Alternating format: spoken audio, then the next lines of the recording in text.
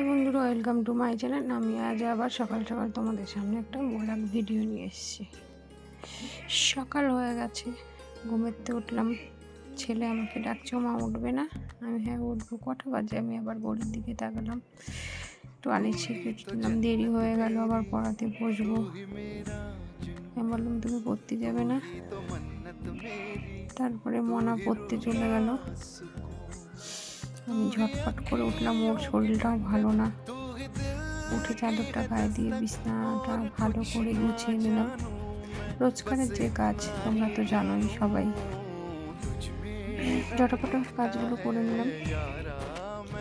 দেখো, তাড়াতাড়ি কাজগুলো একটু দেরি হয়। আর বন্ধুরা, আমার সাইডে আশেপাশে বাড়ি আছে, ও পোষ্য আছে, একটু শব্দ হচ্ছে, ডোন্ট মাইন্ড, তোমরা কিছু মনে করো না। শীতের দিন দেখো বিছানা তুলতে একটু দেরি হয়, কম্বল লেপ এসব তুলতে দেরি হয়ে যায়। বাজ করা হয়ে গেল দুটো কম্বল, এবার বিছানাটা ঝাড় দেবো যথারীতি। সকাল সকাল তো কাজ থাকে সবারই অনেক।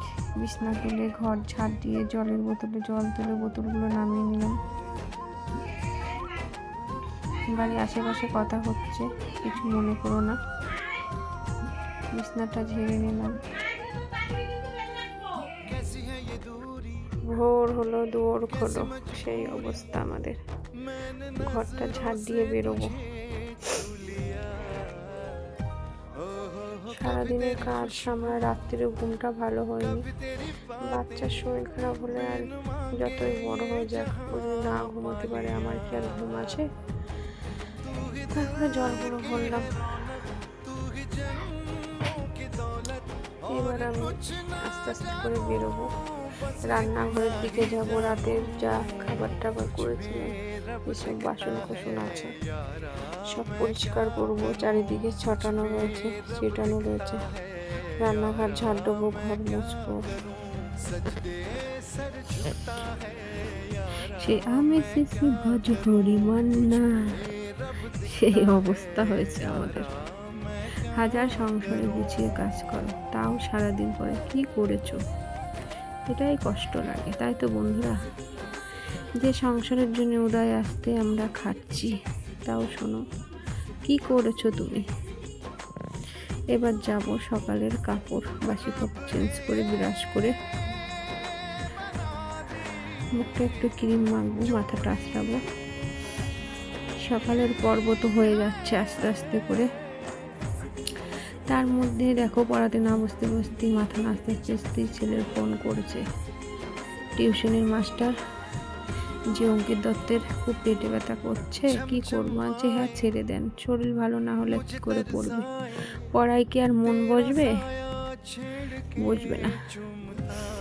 যথারীতি আমারও ছাত্রী ঢুকে যাবে, শরীরটাও ভালো লাগছে না, কি করব?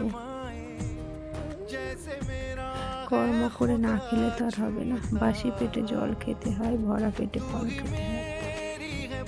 ছাত্রী চলে এসে পড়া মুখস্থ করছে,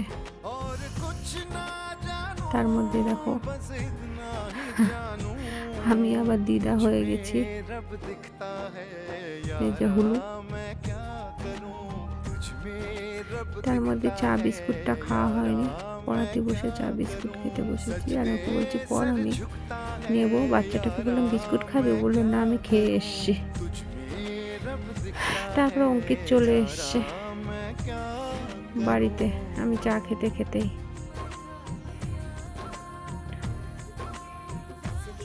তারপরে দেখো কাঁথা মুড়ি দিয়ে শুয়ে পড়ছে, আমি আবার একটু মাথায় হাত বুলিয়ে দিচ্ছি। কিছুক্ষণ পর পর ঘুমিয়ে পড়েছে বেঘরে। রাতে ঘুম হয়নি তোর?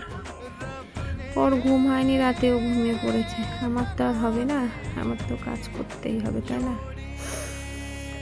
সারাদিন কাজ করি, কর্ম করি, তাও যদি সন্তান ভালো থাকে, তাও সব কষ্ট মুছে যায়। তারপরে এবার গেলাম তাড়াহুড়ো করে রান্না করতে। কি বাজার এনেছে দেখো, রবিবারের মটরশুঁটি। ওর পেটটাও ভালো না, ওই জন্য আর চিকেনও আনেনি, কিছুই আনেনি। কাঁচকলা, আলু, এর ভিতরে আছে বেগুন, গাজর, আদা আর কাঁচা লঙ্কা। তারপরে নিয়ে এসছে দেখো তারপরে এই যে কলই শাক, খেসারি শাক আর রুই মাছ এনেছে, কাঁচকলা দিয়ে ঝোল করব পাতলা। এদিকে 12টা 12:30 বাজে, ওকে স্নান করাই দিতে তোমাদের দাদাভাইকে ভাত দিলাম। কালকের ভাত ছিল আর কালকের তরকারি ছিল, সেটাই গরম করে দিয়েছি। আর এদিকে ভাজাও হয়ে গেছে, ওকে খাওয়াবো বলে তাড়াতাড়ি করে শাক আর বেগুন ভাজা। আর এদিকে সবজিটা ভাজছি, মাছের আলু কাঁচকলা। এদিকে ওর ভাত বেড়েছি, শাকটা দিলাম আর একটা বেগুন ভাজা আর 1 পিস মাছ ভাজা দিচ্ছি। আমিও সকাল থেকে কিছু খাইনি, ওই চা বিস্কুট। নিজেরও খিদে লেগেছে, নিজেরও শরীরটা ভালো না, কিন্তু নিজের থেকে সন্তানের খাওয়াটাই তো আগে। ওর ভাতটা ভালো করে মাখলাম, তরকারিটা ঢাকা দিলাম ঝোল দিয়ে তারপরে ওর কাছে যাই আস্তে আস্তে করে খাবারটা নিয়ে। ও দেখি শুয়ে রয়েছে, খিদেও পেয়েছে ওর। তারপরে বস সোনা, আমি বললাম ওকে খাইয়ে দিচ্ছি, গরম তো। তা পড়বি না, প্রথম গালেই ওর ঝালটা পড়লো, তাই এইভাবে ধরে রেখেছে। কারণ যে খা, তারপর ঝাল ঝাল ঝাল ভালো হয়েছে। আমি বলছি হ্যাঁ, মুখে কিছু ভালো লাগছে না, কদিন ধরে খাচ্ছে না। সন্তান যদি না খায়, মায়ের মুখে ভাত ওঠে বলো? ঝালে কেমন করছে দেখো।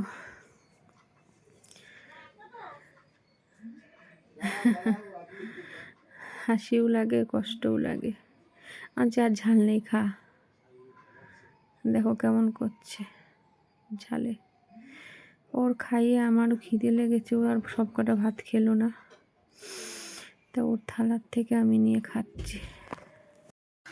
তারপরে আমিও খাওয়া দাওয়া করছি। আর দেখো রান্নাঘরের কি অবস্থা, রান্না করলে তো হবেই।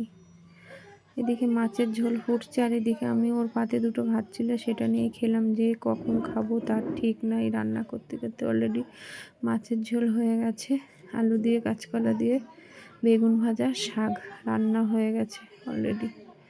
এবার এসব গ্যাস ট্যাস মুছবো, ভালোও লাগছে না শরীরটা। শরীর ভালো লাগছে না।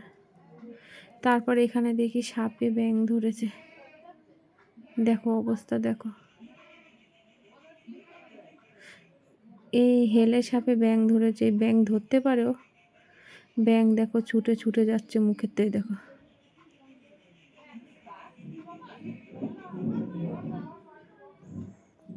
এবার ছাড়াতেও নেই, ওই দেখো দেখো দেখো।